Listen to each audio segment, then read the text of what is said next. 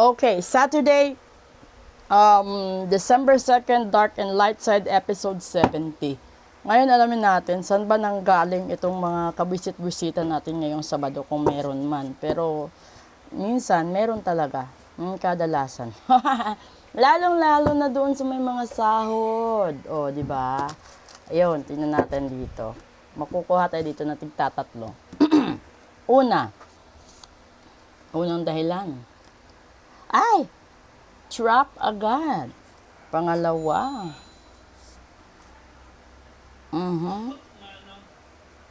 Pangatlo. Andi dito naman tayo. Okay, so unang problema is na-trap ikaw. So siguro, nabanggit ko yung sahod, di ba? Wala ka nang pupuntahan, no? Wala kang mauutangan. Wala ka nang makukuhang tulong, no, dito. Kasi the Queen of Cups is tulong. So, ibig sabihin, posible na mother figure ito. Kung hindi biyenan mo, nanay mo, tita mo, o ate mo, the person who is always providing you sa panahon na walang-wala ka. Siguro, lumapit ka at sinabi niya sa'yo na hindi kanya kayang tulungan, wala siya maitutulong sa'yo dahil siya mismo walang-wala din. And then, ito yung panahon ng 5 of Cups na nag-iisip ka, nagsisisi ka, no? Yung iniisip mo kung ano yung nawala. Minsan kasi, sa mga maling choices natin sa buhay, hindi natin inaasahan, babawiin sa atin yung mga appliances kasi hindi tayo nakabayad on time. Yung sasakyan, yung bahay at lupa, yung negosyo, kung ano-anong meron na blessings. Kahit sa universe, di ba? Binabawi sa'yo yung mga bagay na hindi mo kayang ingatan.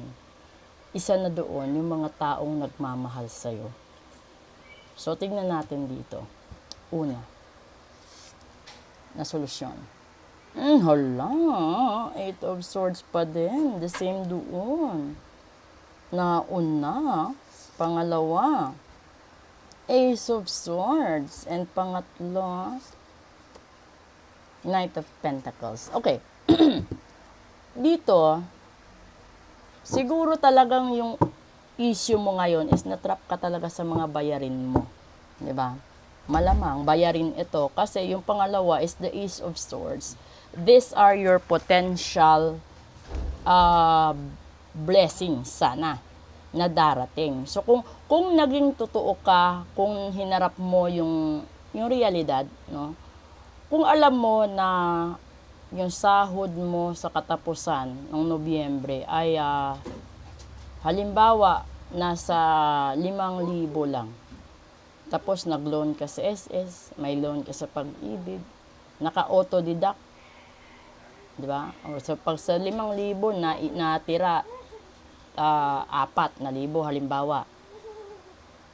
So sa 4,000, halimbawa nasangla yung ATM. Tinanggalan ng 1,500, 2,500 na lang iuuwi mo. Sa 15 days yun. So pag inuwi mo yung 2,500 sa 15 days, hatiin mo yung allowance mo araw-araw papuntang trabaho. Kung single.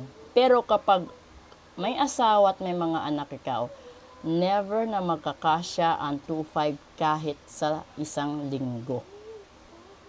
So, siguro itong sistema mo ngayon, na-trap ikaw sa kakautang mo, magkabilaan. Kaya walang natira. So, yung dapat na lesson mo dito is, huwag kang mangutang ng higit pa sa kakayanan mo.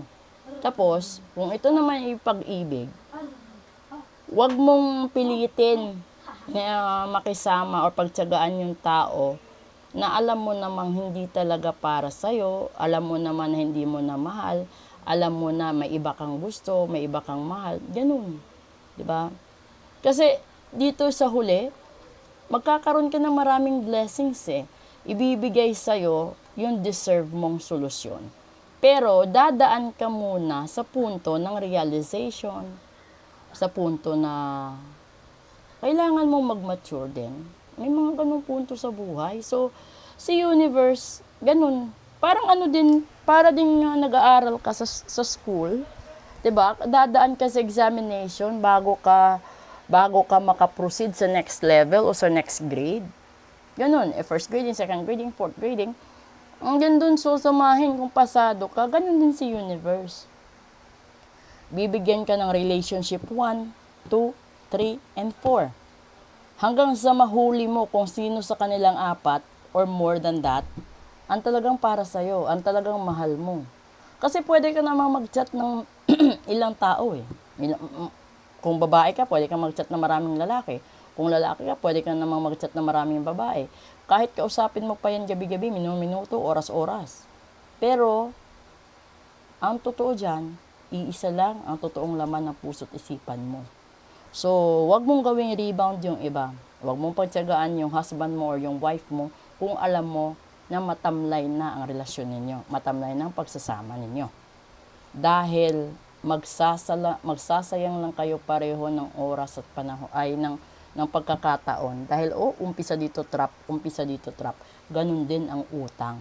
So, ibig sabihin, wag ka nang mangutang sa susunod at pinakamaganda. Kasi di ba may pang Noche Buena utang, pang 13 fruits utang. So, iwasan nyo. So, ados pa naman ngayon.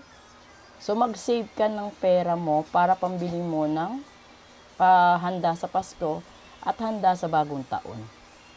Okay? So, proceed tayo sa Real Talk. Maraming salamat. Magandang gabi.